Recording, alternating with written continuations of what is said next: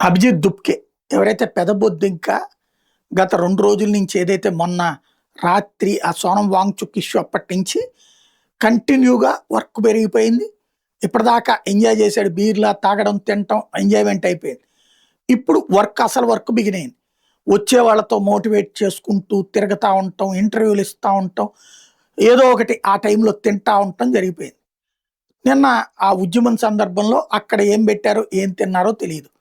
తాజాగా రాత్రి ఏదైతే ఈ గొడవంతా అయిపోయి రాత్రికి అందరూ జంతర్ మంతర్‌కి వచ్చిన టైంలో ఇతనికి రాత్రి 1:00, 2:00 అప్పటి నుంచి వాంతులు బిగినాయినాయి. విరోచనాలు బిగినాయినాయి.